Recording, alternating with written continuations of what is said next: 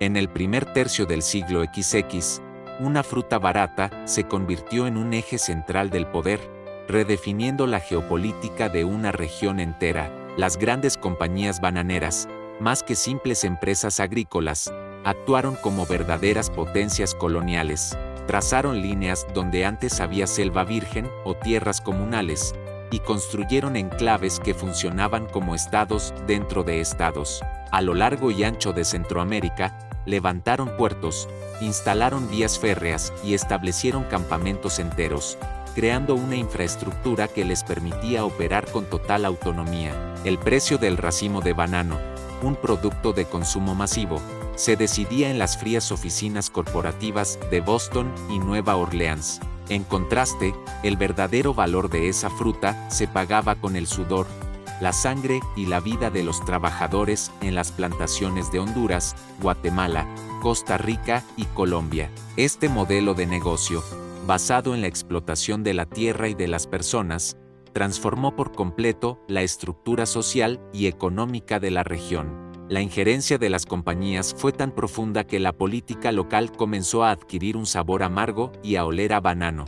Las elecciones, las decisiones de gobierno y las relaciones internacionales se veían directamente influenciadas por los intereses corporativos. Las huelgas, los contratos de explotación y las concesiones de tierra se convirtieron en los temas recurrentes en los debates políticos.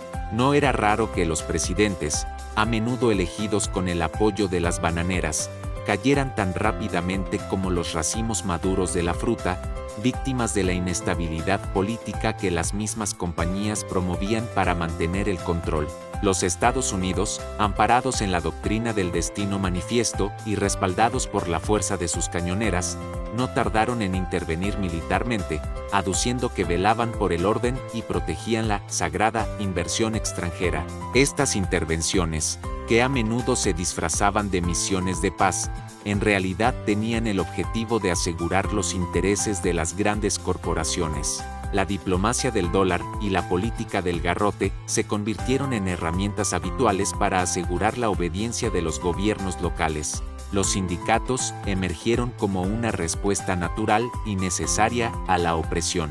Al compás de la alta humedad de las plantaciones y el calor sofocante, los jornaleros, hartos de las condiciones precarias y la explotación sistemática, empezaron a organizarse. Exigían salarios justos, jornadas laborales humanas y acceso a una atención médica que no fuera una simple limosna o un privilegio para los dóciles. Las compañías, por su parte, respondieron con una brutalidad calculada, utilizando una mezcla de violencia física y legalidad corrupta. Se valían tanto de grupos paramilitares armados como de sus ejércitos de abogados para reprimir cualquier intento de organización.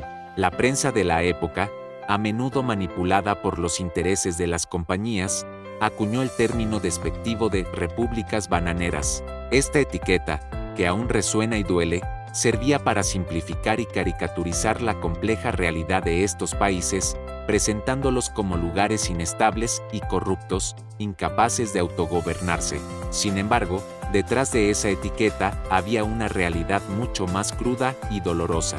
Había campamentos donde la gente aprendía a leer y escribir con las letras de los documentos de embarque. Había mujeres que soportaban dobles jornadas de trabajo, en el hogar y en la plantación, y niños que conocían el peso del machete antes que el de los libros escolares. Los ríos de la región no solo transportaban barcazas cargadas de fruta, sino también noticias de la brutal represión o de las pequeñas, pero significativas, victorias de los trabajadores. La palabra soberanía empezó a ser pronunciada con los dientes apretados, como un susurro de resistencia. Las bananeras, en un gesto paternalista y calculado, construían hospitales, sí, pero su acceso estaba estrictamente condicionado a la paz laboral. A la vez, los obreros, en un acto de resiliencia y autoorganización, aprendieron a crear cajas de resistencia para ayudarse mutuamente y a hacer del canto una poderosa herramienta para mantener su coraje.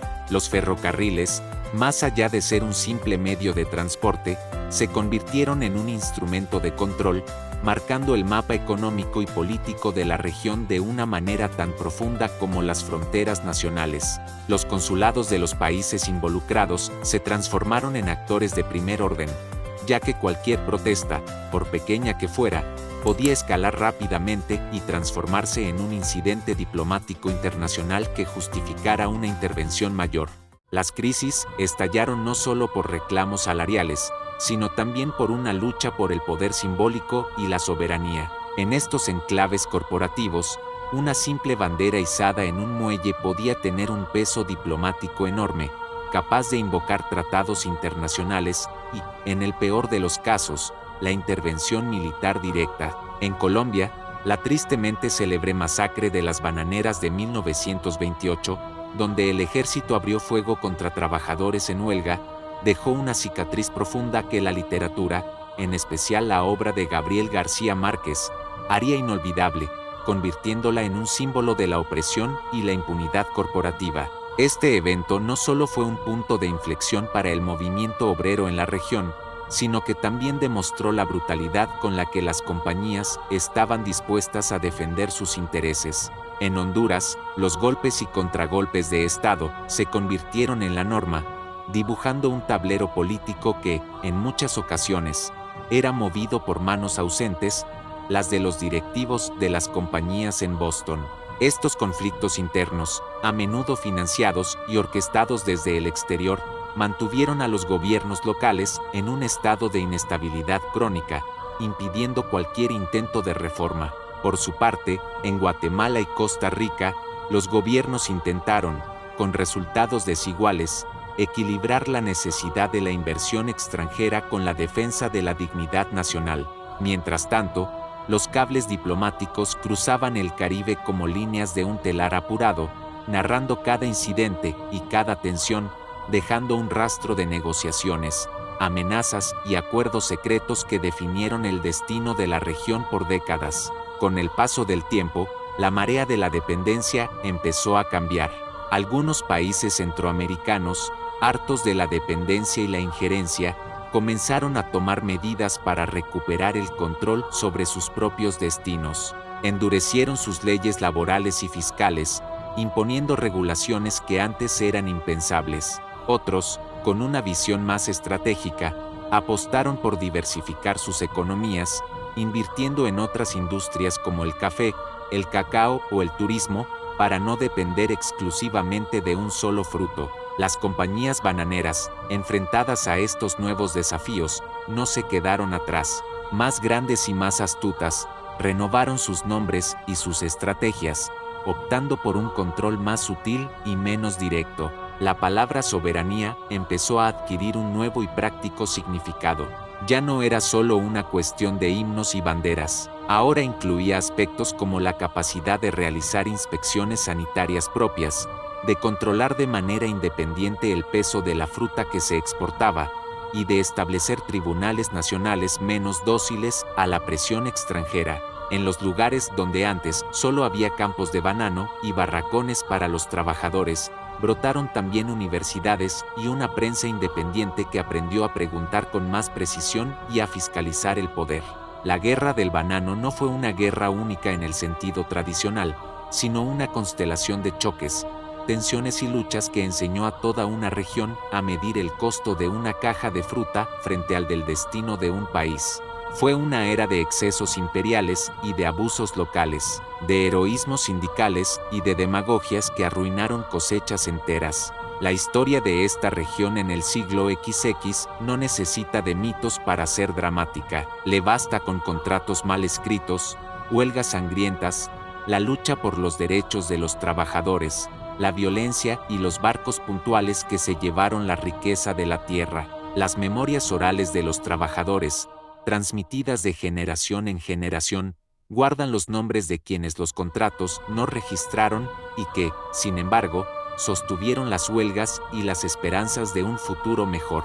Los puertos, que antes eran solo bocas de salida controladas por las compañías, se convirtieron en los ojos del Estado y de la prensa, puntos de control donde se defendía la dignidad nacional.